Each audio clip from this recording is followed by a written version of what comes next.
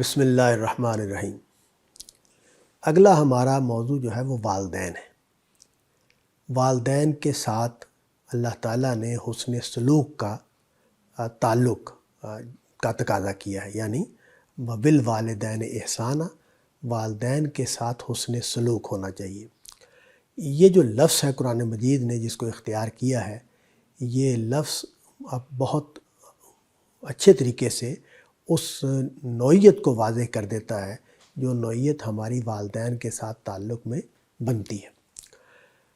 ایک تو یہ بات میں عرض کر دوں کہ قرآن مجید میں جہاں بھی والدین کے ساتھ تعلق کی بات آئی ہے وہاں حسن سلوک ہی کے لفظ کو استعمال کیا گیا ہے۔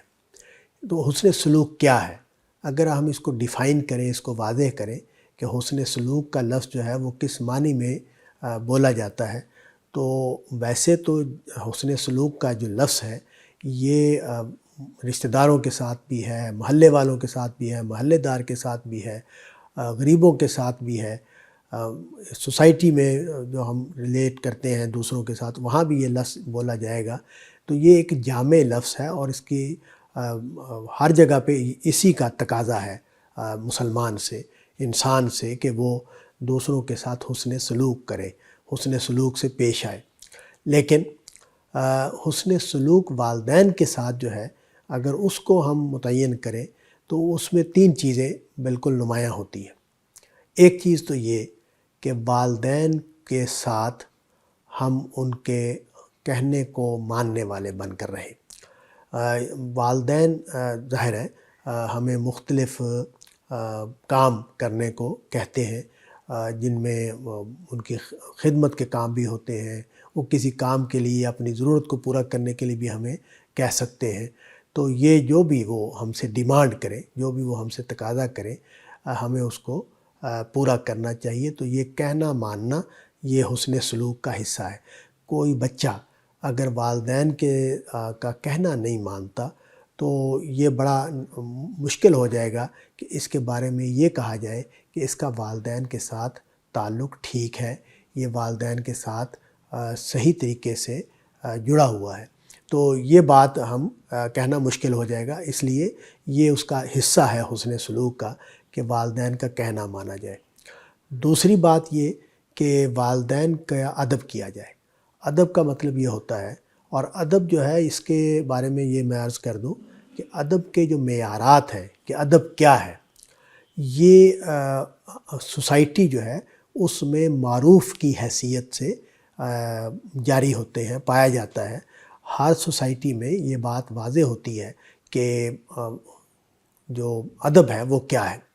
جب بڑے کے ساتھ بات کی جاتی ہے تو کون سے لفظ بولے جاتے ہیں، کس لہجے میں بات کی جاتی ہے، کس اپنے چہرے کا رخ کیا رکھنا چاہیے، بات کرتے وقت اگر انکار کرنا ہے تو اس کے لیے موزوں الفاظ کیا ہوں گے، اگر اقرار کرنا ہے تو اس کے لیے موزوں الفاظ کیا ہوں گے۔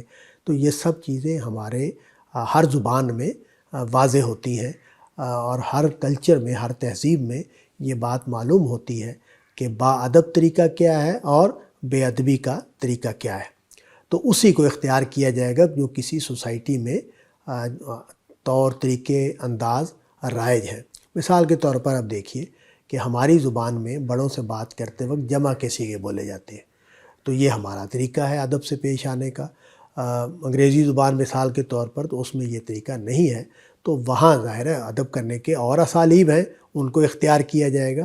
تو بنیادی طور پر میں یہ نقطہ واضح کرنا چاہ رہا تھا کہ اس میں اللہ تعالیٰ نے جو حکم دیا ہے وہ حسن سلوک کا ہے، اور اس کا اظہار جو ہے اس میں جب اس کا ایک پہلو جو ہے ادب سے پیش آنے کا، اس کو جب ہم اس پر عمل کریں گے تو وہ ہمارے معاشرے میں، ہمارے سماج میں، ہماری ثقافت میں اس کی جو فارمز طے ہیں، اس کے جو طریقے طے ہیں، انہی کو اختیار کیا جائے گا اور انہی پر عمل کیا جائے گا۔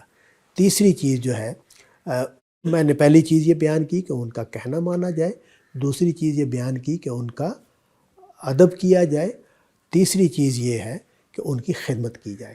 خدمت کا مطلب یہ ہے کہ ان کی ضروریات کا خیال رکھا جائے، خاص طور پر یہ بات بہت اہم ہو جاتی ہے جب والدین اپنے بچوں پر ان کی ذمہ داری آ جاتی ہے۔ عام طور پر یہ وقت جو ہے اس وقت آتا ہے جب والدین بوڑھے ہو جاتے ہیں اور وہ اپنی ضروریات کو پورا کرنے میں اپنے بچوں کے محتاج ہو جاتے ہیں۔ وہ محتاجی جزوی بھی ہو سکتی ہے، وہ محتاجی کلی بھی ہو سکتی ہے، اور دونوں صورتوں میں بچوں کی یہ ذمہ داری ہے کہ وہ والدین کی جو ضرورتیں ہیں ان کو آگے بڑھ کر پورا کریں اور ان کی خدمت کریں۔ اچھا، اس میں ایک بات ذہن میں رہنی چاہیے کہ یہ جو خدمت ہے یہ کس طریقے سے کی جائے۔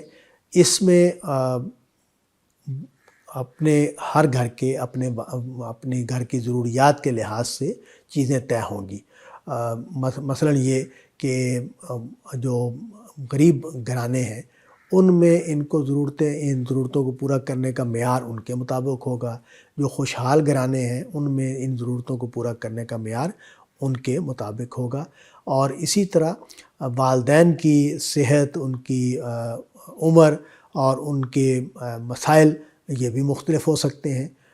بیماریاں ایسی ہو سکتی ہیں، تکلیفیں ایسی ہو سکتی ہیں کہ جس میں وہ چیزیں ان کے لحاظ سے طے ہوں گی کہ اس وقت کی خدمت کی ضرورت ہے۔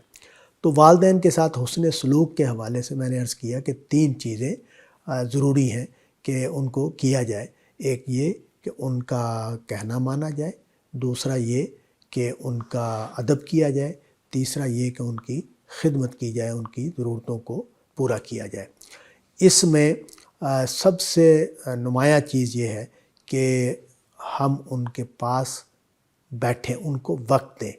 جو سب سے زیادہ ضرورت ہوتی ہے کسی بھی شخص کو وہ یہ کہ وہ اکیلا نہ پڑ جائے، وہ تنہائی کا شکار نہ ہو جائے، اور جب والدین اس عمر میں پہنچ جاتے ہیں کہ ان کے لیے بہت زیادہ ایکٹیو ہونا ممکن نہیں رہتا اور وہ مصروف رہنا ممکن نہیں رہتا، تو ان کے لیے تنہائی کا مسئلہ سب سے زیادہ بڑھ جاتا ہے۔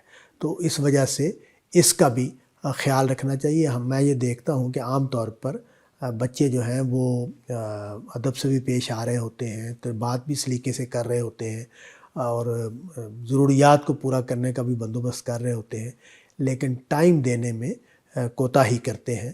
تو اس کا بھی خیال رکھنا چاہیے کہ والدین کو کچھ ٹائم دے کر ان کے پاس بیٹھا جائے تاکہ ان کے ساتھ ان کی ان کو جو کمی پیش وجود میں ان کے پیدا ہو گئی ہے اس کی کسی نہ کسی حد تک تلافی ہو سکے۔ وآخر دعوانا ان الحمد للہ رب العالمین۔